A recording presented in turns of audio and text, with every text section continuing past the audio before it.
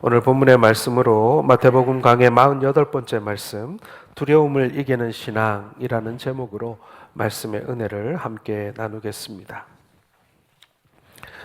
심리학자들은 말하기를 인간이 이 땅에 태어나면서 가장 먼저 느끼게 되는 감정이 두려움이라고 말합니다. 왜냐하면 어머니의 모태로부터 분리되면서 가장 먼저 이 두려움을 이 태아가 느끼기 때문이라는 것이죠. 인간의 두려움을 연구한 휴 미실딘 박사는 이렇게 말합니다.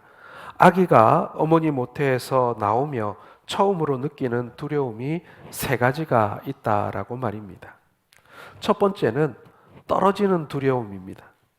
모태에서 세상으로 나오면서 밀려져 떨어지는 두려움을 느낀다라는 거예요. 저는 이것이 중력 때문이라고 생각이 됩니다. 어머니의 태 속에서 양수 가운데에는 둥둥 떠 있잖아요. 그런데 세상에 나오면 그때부터 뭘 느낍니까? 중력을 느끼는 겁니다. 그러니까 한없이 몸이 땅으로 떨어지는 느낌을 받는데 그것이 두렵다라는 거예요. 혹시 그걸 느껴보신 적 있으십니까, 여러분? 그 다음에 두 번째는 큰 소리에 대한 두려움이라 그래요.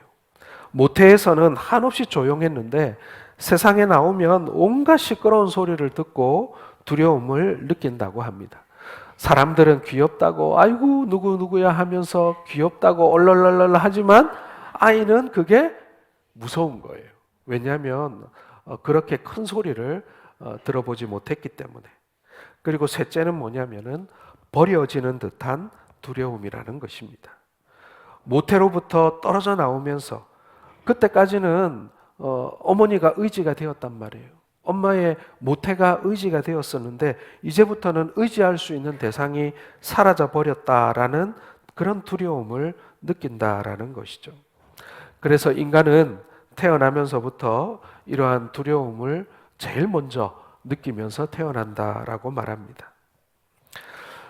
자, 그런데 여러분, 한 가지 분명히 알아야 할 것은요, 바로 이러한 인간에게 이러한 여러 종류의 두려움이 찾아올 때 그 두려움을 느낀다는 것과 그리고 그 두려움에 사로잡힌다라는 것은 좀 다른 의미가 있다라는 것입니다.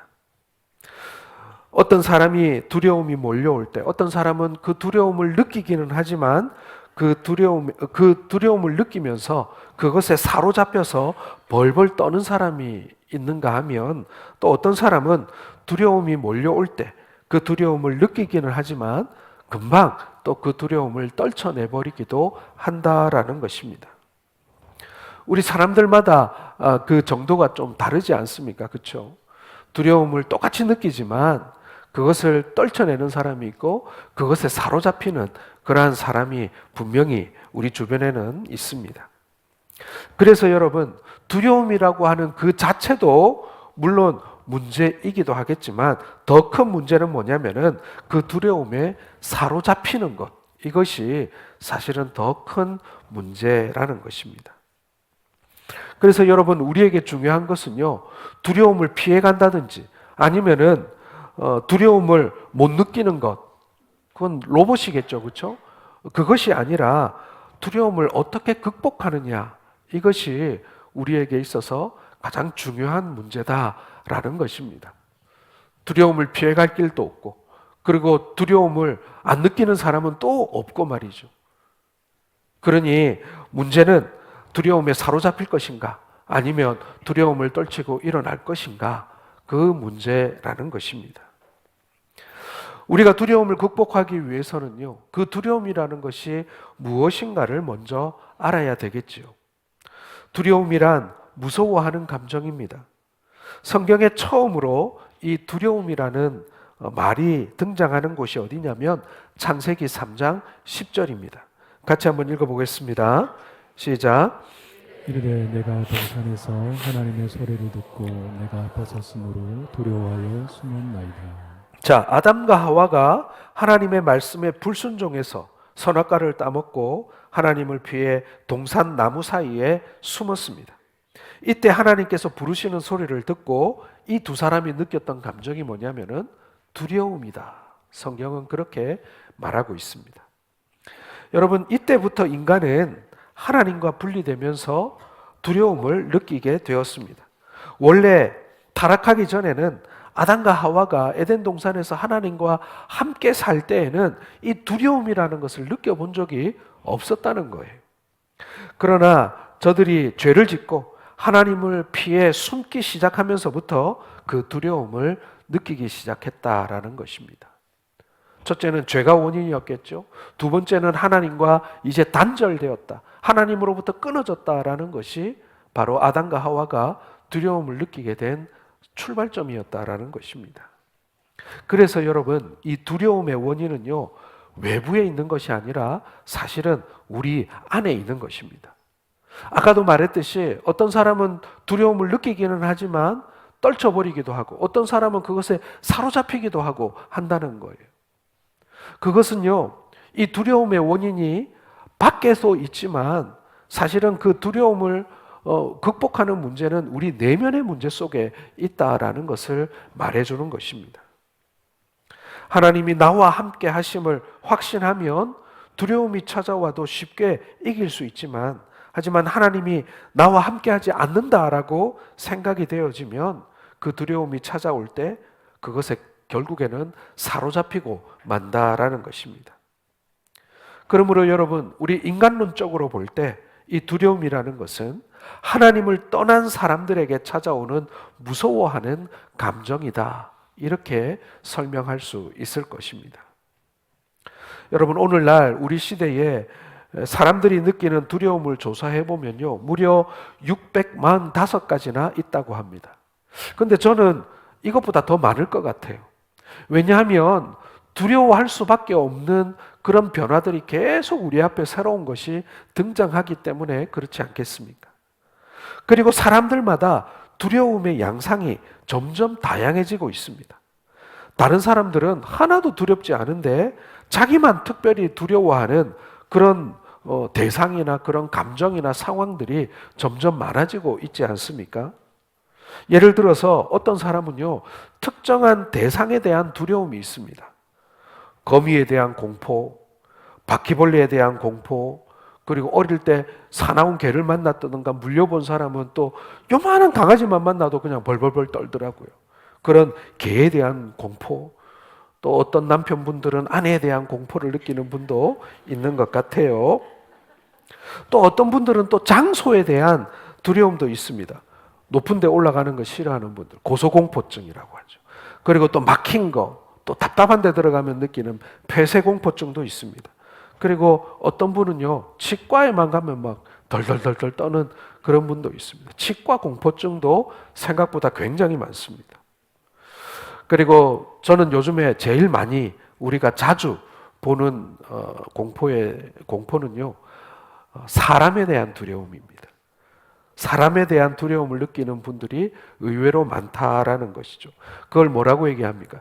대인 공포증 혹은 대인 기피증 이렇게 얘기도 하고, 또 이런 걸 요즘에 통칭해서 공황장애 이렇게 말하곤 합니다. 여러분, 우리 주변을 돌아보면요, 온통 두려움의 대상이에요. 그 바퀴벌레가 그게 뭐라고요? 그냥 지나가다가 그냥 바퀴벌레가 우리를 무서워하면 무서워했지, 우리가 바퀴벌레가 뭐가 무섭겠습니까? 지나가다가 그냥 밟으면은 나도 모르게 밟고 그게 더 무서운 건가요? 모르고 밟아버리는 게? 하여튼 정말 아무것도 아닌 것에 우리는 엄청난 두려움을 느끼기도 합니다. 사실 세상이 주는 두려움이 그런 것들이 많이 있더라는 거예요. 결국 하나님을 떠난 인간이라고 하는 존재는요, 두려워할 필요가 없는 것에서조차도 두려움을 느끼는 그런 존재가 되었다라는 것입니다. 하나님 없이 살다 보니 이 세상은 두려운 것들로 가득 찬 그런 세상이 되어버리고 말았다라는 것이죠. 중요한 것은 이 두려움이 가지고 있는 영향력입니다. 이 두려움은 감정적으로 무섭다라고 느끼는 것에서 끝나는 게 아니에요. 우리 안에 두려움이 딱 또아리를 틀기 시작하면 어떤 일이 벌어지냐면요, 우리가 하지 않던 일들을 해요. 그리고 무리수를 두기 시작하고요. 그리고 사람들에 대해서 방어적이거나 아니면 공격적으로 변해요. 왜 그렇습니까? 안에 두려움이 있거든요. 내 안에 두려움이 있거든요. 그러니까 하지 않던 일을 하고 또 과잉 대응을 하게 되는 것입니다. 누군가가 화를 많이 낸다. 누군가가 별일 아닌데 막 화를 내거나 아니면은 과잉 반응을 한다. 그러면요, 아, 저 사람 속에 뭔가 두려움이 있구나. 열의 9은 그런 경우가 많다라는 것입니다. 일단 두려움에 사로잡히게 되면요, 사람은 삶이 피폐해지기 시작합니다. 실수를 하기 시작해요. 무리수를 두기 시작해요. 그만큼 이 두려움이라는 것은요, 그 영향력이 무서운 것입니다. 옛말에 뭐라고 되어 있습니까, 여러분? 자라보고 놀란 가슴, 서뚜껑 보고도 놀란다. 이런 말이 있죠. 그 말이 여러분, 정말 사람의 심리를 꿰뚫어 보는 속담인 거예요. 많은 일이 그렇게 영향을 받습니다. 그래서 오늘 본문을 통해서 여러분, 우리에게 다가오는 두려움을 우리가 어떻게 이길 것인가? 오늘 본문은 예수님이 제자들에게 복음 전하라고 하시면서 그 복음을 전하는 과정 가운데 경험하게 되는 두려움들을 어떻게 이겨낼 것인가에 관한 말씀이기도 하지만, 우리가 이 땅을 그리스도인으로 살아가면서 우리는 이 세상이 주는 두려움을 어떻게 이겨낼 것인가, 그것에 대한 해답이기도 하다라는 것입니다. 첫 번째로 여러분, 우리가 두려움을 이길 수 있는 것은요, 우리가 하는 일이 떳떳한 일이라는 사실을 기억하는 것입니다. 우리가 하는 일이 떳떳하다는 거예요. 자, 26절을 같이 읽겠습니다. 시작. 그런즉 그들을 두려워하지 말라. 감춰인 것이 드러나지 않을 것이 없고 숨은 것이 알려지지 않을 것이 없느니라. 자, 우리가 이 세상에서 떳떳지 못한 일을 하면 두려움이 생깁니다. 가령 우리가 거짓말을 한다거나 남의 것을 훔치거나 했다면, 남에게 부끄러운 일을 했다면 우리는 그 일을 하면서 혹은 그 일이 드러날까 봐 우리는 두려워하게 됩니다. 도둑이 재발절이라는 말 뜻이죠. 우리가 하는 일이 떳떳한 일이라면 두려워할 필요가 없는 것입니다. 주님은 제자들에게 주님께로부터 들은 것을 광명한 데서 말하고 집 위에서 전파하라고 말씀하고 있습니다. 자, 27절 같이 읽겠습니다. 내가 너희에게 어두운 데서 이루는 것을 광명한 데서 말하며 너희가 귓속말로 듣는 것을 집 위에서 전파하라. 자, 이 말씀은 복음을 담대하게 전파하라는 그런 말씀입니다. 여러분, 복음은요, 부끄러울 것이 없는 하나님의 말씀이고 진리의 말씀이기 때문에 그런 거예요. 여러분, 우리가 예수 믿는 것은요, 너무나도 떳떳한 일입니다. 처음 예수를 믿을 때 여러분, 성경책 들고 다닐 때 어떠셨어요? 저도 마찬가지였지만 우리 처음 성경책 들고 다닐 때 조금 쑥스럽잖아요. 저는 부끄럽다는 표현보다는 쑥스럽다는 표현을 잘 쓰는데, 옛날에는 여러분 성경책이 껍질은 무조건 까만색이고 옆은 무슨 색깔로 칠해졌습니까? 빨간색. 요즘에 저 어린 친구들한테 옛날에 성경책이 빨간색이었어라면 잘 이해를 못 하더라고요. 옛날에는 옆이 다 빨간색이었어요. 그래서 성경책을 들고 다니면요, 누가 봐도 저 사람 교회 가는구나 알 수가 있었어요. 조금 더 지나니까 그 빨간색이 금색으로 바뀌더니, 그리고 요즘에는 막 성경책이 너무 예쁘게 나와서 들고 다녀도 사람들이 성경책인지 잘 모르는 것 같기도 합니다. 그런데 그때는 그게 좀 쑥스러워서 그 빨간 성경책을 꼭 가방에 넣어 다니고 했던 그런 기억이 나기도 합니다. 자, 그러다가 예수를 믿는 그 복음을 제대로 알게 되고 구원의 진리를 깨닫고 구원을 받고 보니 그게 부끄러운 것이 아니다, 도리어 자랑할 만한 일이다 라는 것을 깨닫게 되는 것입니다. 그때부터는 성경책 딱 끼고 다니는 거예요. 여러분, 많은 사람들이 전도하지 못하는 까닭 가운데 하나가 부끄럽다, 아니 쑥스럽기 때문이다, 이렇게 말을 하곤 합니다. 다른 사람들의 나를 향한 평판이나 혹은 내가 복음 전했을 때 혹시 거절당하거나 모욕당할 것 같은 두려움, 이것으로 인해서 혹은 자기가 받을 불이익, 이런 것 때문에 이 두려워서 담대히 복음을 전하지 못하는 것입니다. 그러나 예수님은 두려워할 필요가 없다고 말하세요. 왜냐하면 이 복음을 전하는 일은 너무나도 떳떳한 일이고 너무나도 좋은 일이기 때문에 그런 것입니다.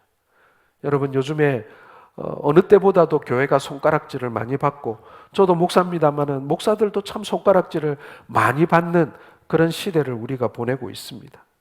그러나 여러분, 우리가 행한 일이 좀 부끄럽고 그리고 우리가 좀 삶이 좀 부끄러울 뿐이지 여러분 우리가 들고 있는 이 복음이 결단코 부끄럽지 않다는 사실을 여러분 기억하시기를 바랍니다. 복음은 부끄럽지 않습니다. 복음은 자랑해야 하는 것이고 너무나도 자랑스럽고 영광스러운 것입니다. 참된 진리의 말씀이고 모든 사람에게 구원을 주시는 참 좋은 소식을 전하는 것입니다.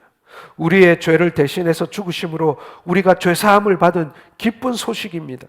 뿐만 아니라 우리에게 다시 살아나는 부활의 소망을 주시는 기쁜 소식입니다. 이것은 당연히 집 위에서 소리쳐 전파할 일입니다.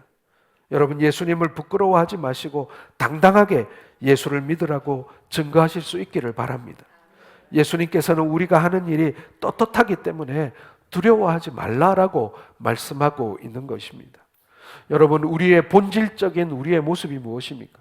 본질적인 우리의 정체가 무엇입니까? 우리가 그리스도인이라는 것 아니겠습니까?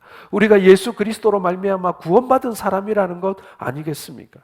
그러므로 여러분 이것을 부끄러워하지 않고 떳떳해야만 우리가 세상이 우리에게 안겨주는 세상이 우리에게 들이미는 그 두려움을 이겨낼 수 있다라는 것입니다.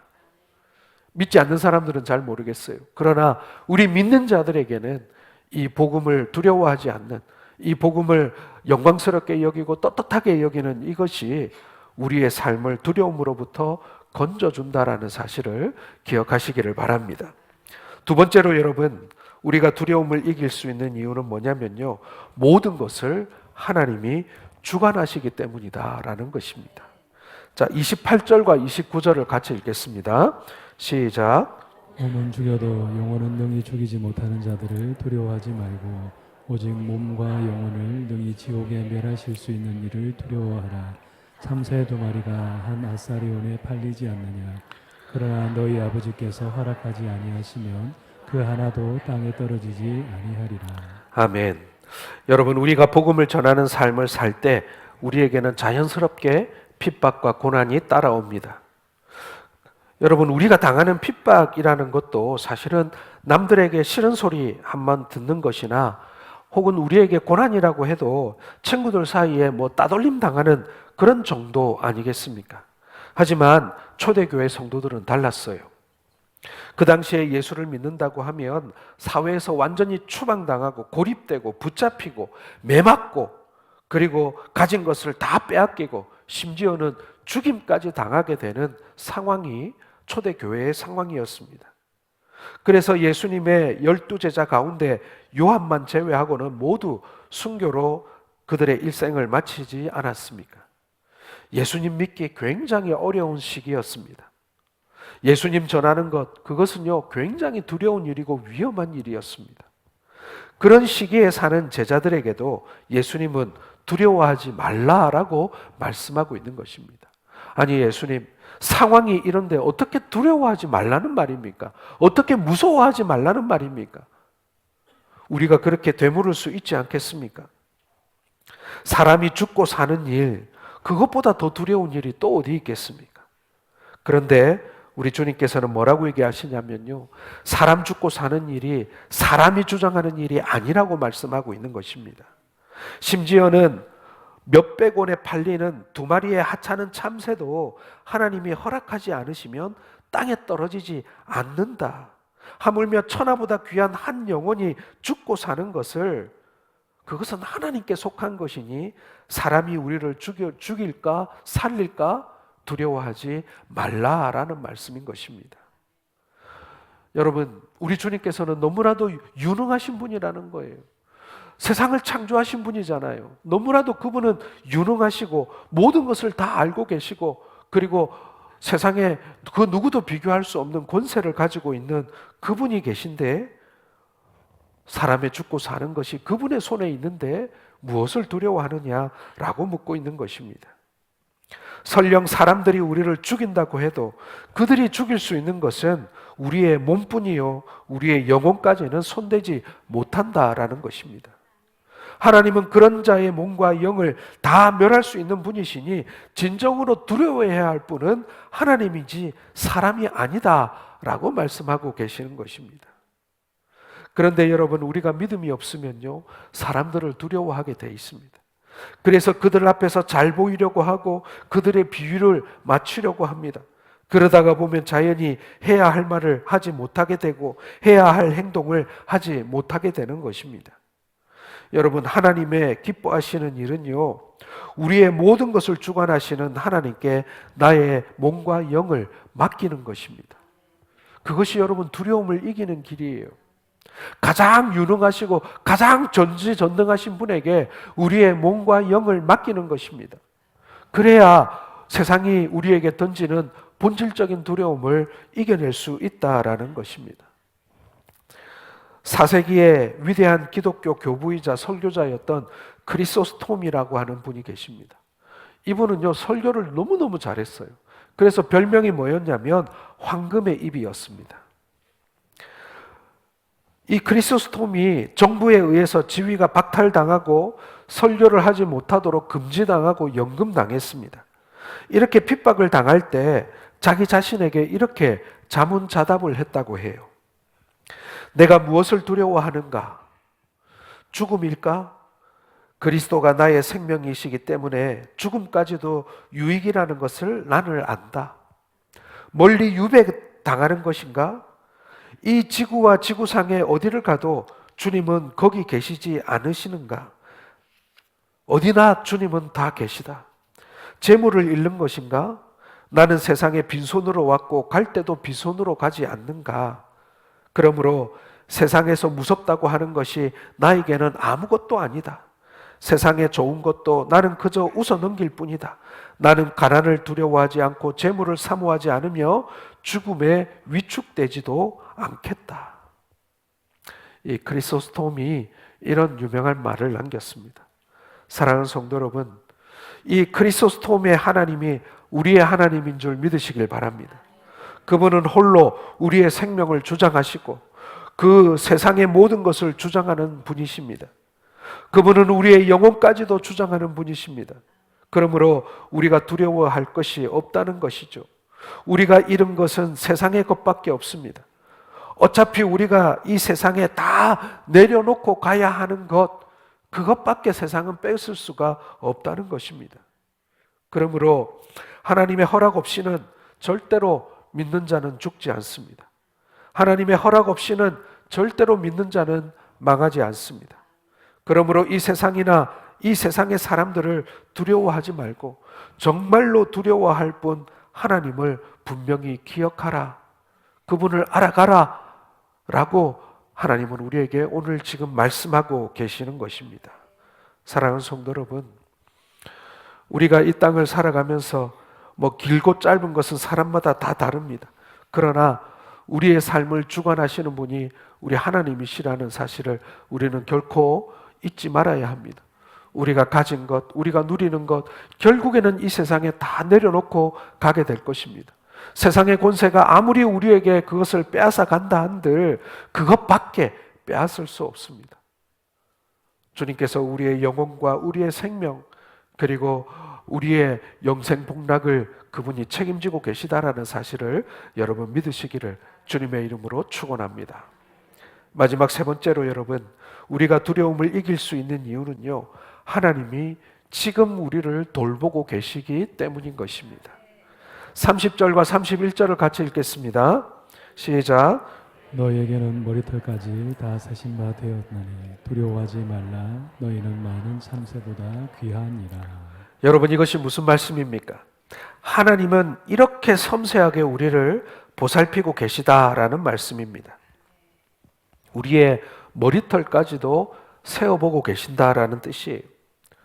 저는 과거에 머리에 숱이 꽤 많은 편에 속했습니다. 그래서 머리를 감고 이럴 때 머리 좀 몇 가닥 빠진다고 해도 하나도 거기에 뭐 신경이 쓰이지 않고 관심이 없었습니다.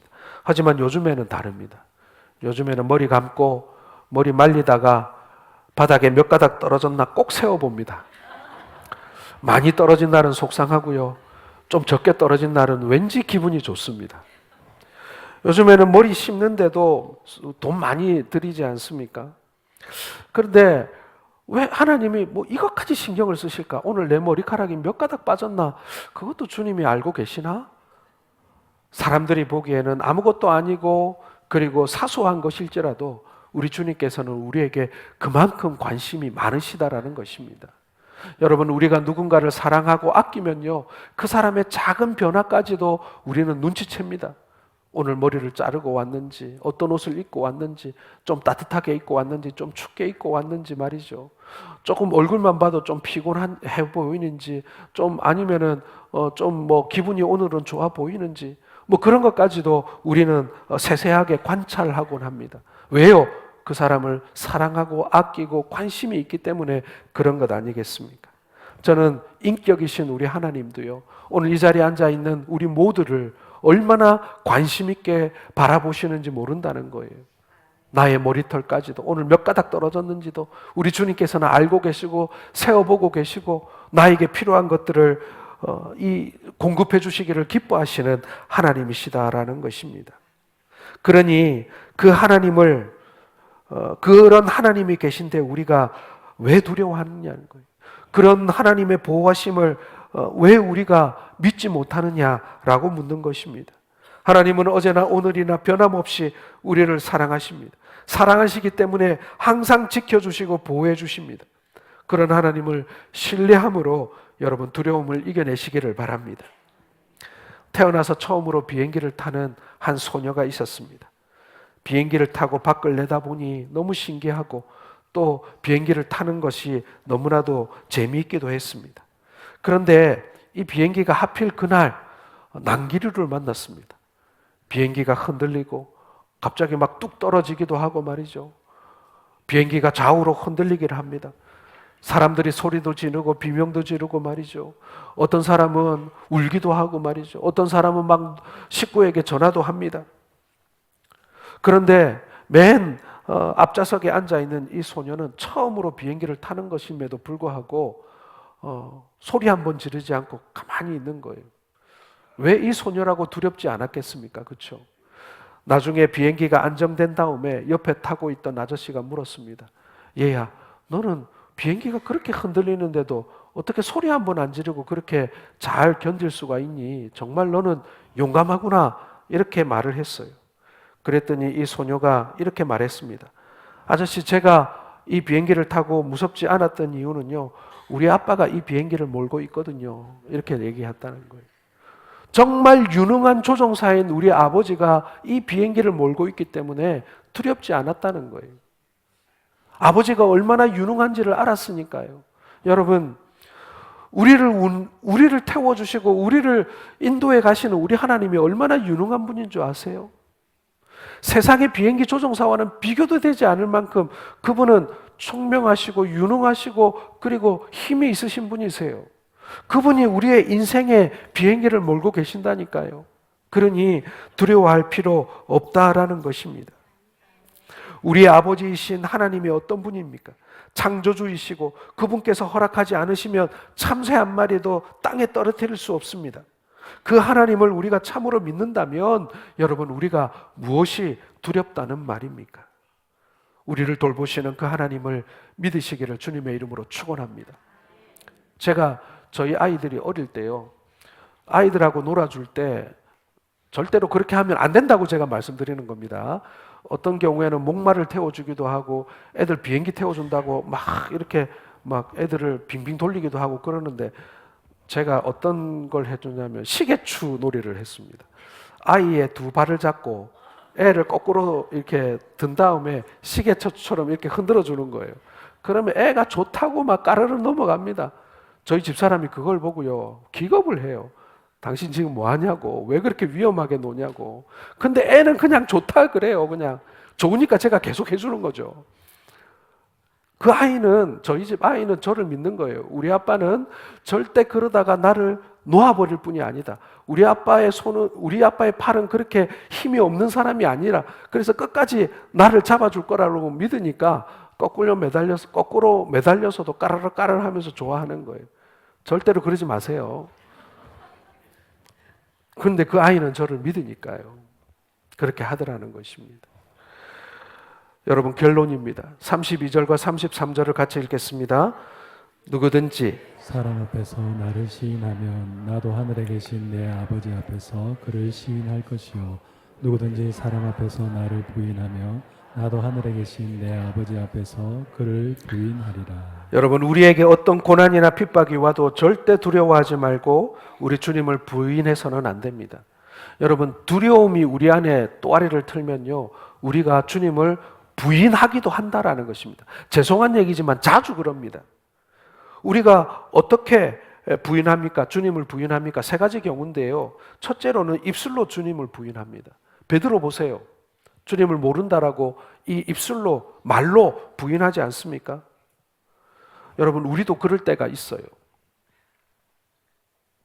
절대로 입으로 말로 부인하지 마시기 바랍니다. 둘째는요 침묵으로 부인할 때가 있습니다. 예를 들어서 많은 사람들이 하나님이 어디 있느냐, 하나님 없다라고 말할 때 가만히 침묵하고 있다면 사실은 거기에 동조하는 것입니다. 때때로 침묵함으로 우리가 기회주의자가 될 때도 있는 거죠. 그리고 셋째로는요 행동으로 주님을 부인하는 사람입니다. 이 사람들은 말은 주님을 고백하지만 행동은 전혀 믿음과 상관없는 그런 사람들입니다.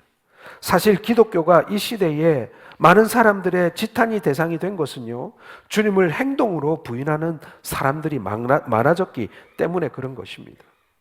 행동으로 주님을 부인하는 사람들은 하나님의 이름을 모독하는 것입니다. 사랑하는 성도 여러분, 두려움이라는 것을요 우습게 보면 안 됩니다.